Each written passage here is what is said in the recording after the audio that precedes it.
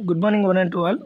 ఇది సమైక్య స్ఫూర్తికి విరుద్ధం అనే ఒక న్యూస్ అయితే కనిపిస్తుంది. ప్రధానంగా ఈ విషయం ఏంటంటే ఇండియన్ పాలిటీలో కరెంట్ టాపిక్గా చెప్పుకోవచ్చు. ఎందుకంటే రాష్ట్రాలకు ఉన్నటువంటి హక్కులు అండ్ కేంద్ర ప్రభుత్వానికి ఉన్నటువంటి అధికారాలు రెండు కూడా వేరువేరుగా ఎవరి అధికారాలు వాళ్ళకు ఉంటూ డివైడేషన్ ఉంటుంది. కాబట్టి ఒకరి అధికారాల్లో ఒకరు చొరబాటు చేసుకోకుండా ఇక్కడ రాష్ట్రాలకు ఉండేటటువంటి అధికారాన్ని సమైక్య స్ఫూర్తి అంటూ కేంద్ర ప్రభుత్వానికి ఉండేటటువంటి అధికారాలను కొన్ని సందర్భాల్లో రాష్ట్ర ప్రభుత్వాల మీద ఆజమాయిషీ చేసేటటువంటి హక్కుని ఏకకేంద్రం అంటూ మనకు ఒక విభాగం అయితే ఒక లెసన్ అయితే ఉంటుంది. అయితే దాంట్లో భాగంగా రీసెంట్గా ఒక ఐఏఎస్ల నిబంధనల సవరణలకు సంబంధించి ఒక వివాదం అయితే చెలరేగుతుంది. ఈ విషయంలో తెలంగాణ ప్రభుత్వం ఐఏఎస్ నిబంధనల సవరణ విషయంలో రాష్ట్రాల హక్కులను హరించడమే ఈ నిబంధన సవరించడం అంటే వెంటనే ఉపసంహరించుకోవాలంటూ ప్రధాని మోడీకి సీఎం కేసీఆర్ లేఖ రాయడంతో మనకి ఇండియన్ పాలిటీలో సమైక్య స్ఫూర్తి అండ్ ఏకకేంద్ర వ్యవస్థలకు ఉన్నటువంటి కొంత వివాదం అయితే మళ్ళీ ఒకసారి చర్చకు రావడం జరుగుతుంది. ఇది కాంపిటేటివ్ అభ్యర్థులకు చాలా ఉపయోగకరం. ఎందుకంటే ఎప్పుడు కూడా పాలిటీలో ప్రశ్నల సరళి అనేది కాంటెంపరీ ఓరియంటేషన్లో ఉంటుంది. కాబట్టి ఇలాంటి వాటిని మీరు ప్రతిరోజు పేపర్లలో ఒరిసిపెట్టాల్సినటువంటి అవసరం ఉంటుంది. ఒకసారి ఈ సమైక్య స్ఫూర్తి మళ్ళీ ఒకసారి వివాదం చెలరేగడం ఎలాంటి అంశాలు దీంట్లో ఉన్నాయో ఒకసారి చర్చించే ప్రయత్నం చేద్దాం.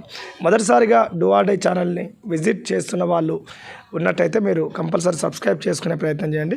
వీడియో నచ్చితే లైక్ చేయండి. మీకు కావాల్సిన విషయం కోసం కామెంట్ చేయండి.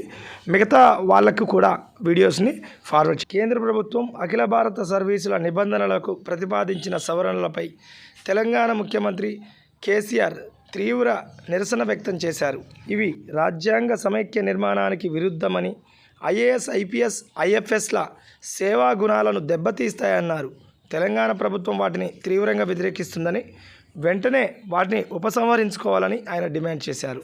కేంద్రానికి దమ్ముంటే పార్లమెంట్లో సవరణ ప్రవేశపెట్టాలని అన్నారు. ఈ మేరకు సోమవారం ఆయన ప్రధాని మోడీకి లేఖ రాశారు.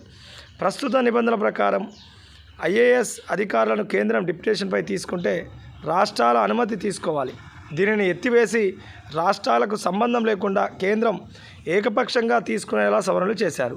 ఇది రాజ్యాంగ నిబంధనలను, సహకార సమైక్య స్ఫూర్తిని దెబ్బతీసే నిర్ణయమని, రాష్ట్రాల పరిపాలనలో కేంద్రం జోక్యం చేసుకోవడమే రాష్ట్రాలలో పనిచేసే అధికారులపై పరోక్ష నియంత్రణ ప్రదర్శించే ఎత్తుగడ, రాష్ట్రాలలో పనిచేసే అధికారులను లక్ష్యంగా చేసుకొని వేధించడం, వారిని నైతికంగా ఇబ్బంది పెట్టి నిరుత్సాహానికి గురిచేసే చర్య రాష్ట్ర ప్రభుత్వాలకు అధికారులు జవాబుదారీతనంపై ప్రభావం చూపుతుంది. అఖిల భారత సర్వీసుల అధికారాల విషయాలలో రాష్ట్ర ప్రభుత్వాలను నిస్సహాయ సంస్థలుగా మారుస్తుంది. కేంద్ర రాష్ట్ర సంబంధాలపై తీవ్ర ప్రభావం చూపుతుంది.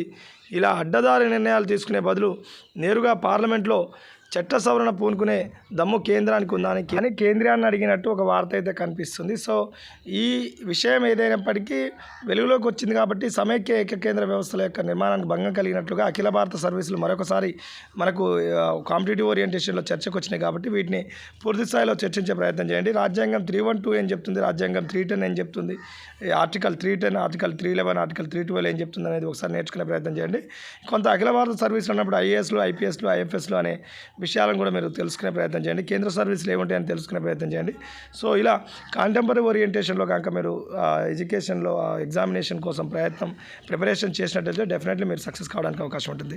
ఉద్యోగం సాధించడం మీ లక్ష్యం అయితే Unacademy learning app play store నుంచి డౌన్లోడ్ చేసుకోండి. అక్కడ అనేక ఫ్రీ వీడియోస్ ఉచితంగా లభ్యమవుతాయి. ఫ్రీ వీడియోస్ ఓపెన్ కావాలంటే మీరు బాలాజీ 10 Live అనే రిఫరల్ కోడ్ వాడాల్సి ఉంటుంది. ఎవరైతే అన్అకాడమీ లెర్నింగ్ యాప్ డౌన్లోడ్ చేసిన తర్వాత ఏపీఎస్సీ, టీఎస్పీఎస్సీ కేటగిరీ ఎంచుకొని అక్కడ ఫ్రీ వీడియోస్ ఓపెన్ కావాలన్నప్పుడు మాత్రం ఖచ్చితంగా BALAJI 10 LIVE Balaji 10 Live referral code వాడండి. ఖచ్చితంగా మీకు అనేక ఫ్రీ వీడియోస్ ఓపెన్ అవుతాయి. అంతేకాకుండా పూర్తి స్థాయి కోర్సుకి మీరు ఇంత కాలానికి జాయిన్ కావాల్సి ఉంటుంది. మీరు జాయిన్ అయినప్పుడు ఇక్కడ ఉన్నటువంటి దాదాపుగా 60 మందికి పైగా యాక్టివ్ ఎడ్యుకేటర్స్ యొక్క పూర్తి క్లాసెస్ని, అదేవిధంగా రికార్డెడ్ క్లాసెస్ని, లైవ్ క్లాసెస్ని, దాంతో పాటుగా group 1, group 2, group 3, group 4, sub inspector లాంటి ప్రతి కోర్సు మీకు వినడానికి అవకాశం ఉంటుంది. ఇలా అన్అకాడమీలో అన్లిమిటెడ్ సబ్జెక్ట్ మీరు ఒడిసిపట్టాలంటే ఇప్పుడే అన్అకాడమీ